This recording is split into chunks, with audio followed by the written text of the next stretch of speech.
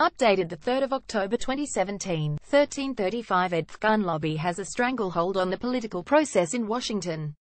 The killing in Las Vegas is barely over, and the morning has begun.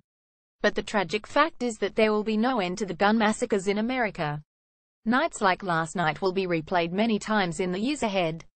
There is no end to gun availability in America. Estimates are there is at least one gun for every citizen of the United States, so more than 300 million within easy reach.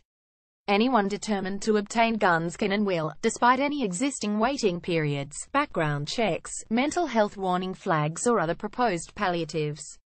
Gun lobby holds sway. Gun lobby has a stranglehold on the political process in Washington. No sensible gun control could be enacted after the massacre of 20 children and 6 teachers in Sandy Hook, Connecticut.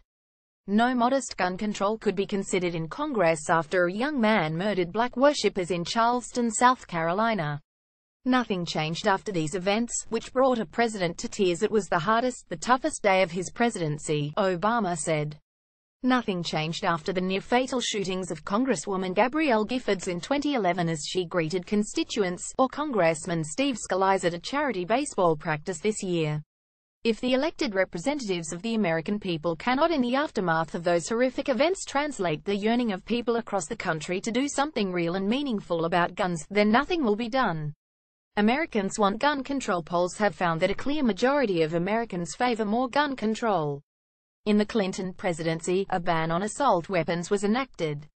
It expired after 10 years, and the National Rifle Association has blocked every attempt to reinstate it. And it certainly will not be revived by this president. He is not in the pocket of the National Rifle Association. He is a co-conspirator with the NRA. In April, Trump addressed their national convention. Only one candidate in the general election came to speak to you, and that candidate is now the President of the United States standing before you again. The 8-year assault on your Second Amendment freedoms has come to a crashing end. You have a true friend and champion in the White House. Addressing the nation after the Las Vegas shooting, Trump called for unity and peace in the face of the violence. On Twitter, he offered his warmest condolences and sympathies to the victims and their families. Words that change nothing. No more surprises. As sad and tragic as the Las Vegas massacre is, the only certainty in the life of America's gun culture is that it will continue unabated. We cannot be surprised anymore. There will be many more nights of gun death and horror across America. The gun lobby is stronger than any president, it is stronger than any voices in Congress, and we will continue to reap its murderous whirlwind.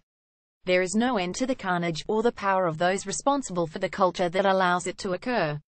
Bruce Walt worked with the Democrats in Congress in Barack Obama's first term. He is Chief of Staff to former Prime Minister Julia Gillard.